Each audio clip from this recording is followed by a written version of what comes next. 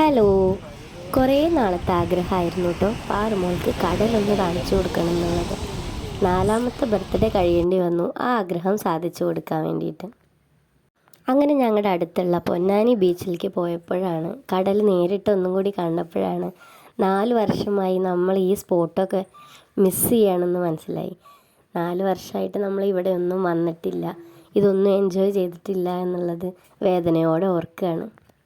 പാറുവിൻ്റെ expression കാണാൻ വേണ്ടിയിട്ട് ഞങ്ങൾ വെയിറ്റിംഗ് ആയിരുന്നു. അവൾ വെള്ളത്തിൻ്റെ സൗണ്ടൊക്കെ കണ്ടപ്പോൾ കുറേ നേരം നോക്കി നിന്നു. സാധാരണ ഭയങ്കര ഓട്ടക്കാരിയാണെങ്കിലും വെള്ളത്തിൻ്റെ അവിടെ എത്തിയപ്പോൾ അവൾ ബാക്കിലേക്ക് ഓടുകയായിരുന്നു, കാരണം കുറച്ച് പേടിത്തൊണ്ടിയും കൂടിയാണ്. അങ്ങനെ അവൾ മാക്സിമം എൻജോയ് ചെയ്യട്ടെ എന്ന് വിചാരിച്ചിട്ട് ഏട്ടൻ വെള്ളത്തിലേക്ക് ഇറക്കാൻ വേണ്ടി കൊണ്ടുപോയിരിക്കുകയാണ്. നല്ല പേടിയാണ്, ആൾ തിരിച്ച് ഓടുകയായിരുന്നു. അപ്പോൾ കൈയൊക്കെ പിടിച്ചിട്ട് വെള്ളത്തിൽ നനയാൻ വേണ്ടി നിൽക്കുകയാണ്. മീനൂനെ എടുത്ത് കളിപ്പിക്കുന്നുണ്ട്.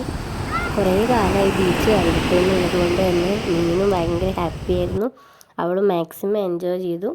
അങ്ങനെ പാറുവിനെ വെള്ളത്തിലൊക്കെ കളിപ്പിക്കുന്ന നേരത്ത് അവൾ മണലിൽ കടലമ്മ എന്നൊക്കെ എഴുതി കളിക്കുകയാണ്.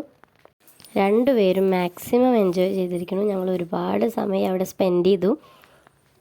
അവർക്ക് മതിയാവോളം കളിച്ചോട്ടെ എന്നുള്ള ഒരു വിചാരത്തിൽ ഞങ്ങൾ കുറച്ച് ലേറ്റായിട്ട് തന്നെയാണ് തിരിച്ചു പോന്നിട്ടുള്ളൂ.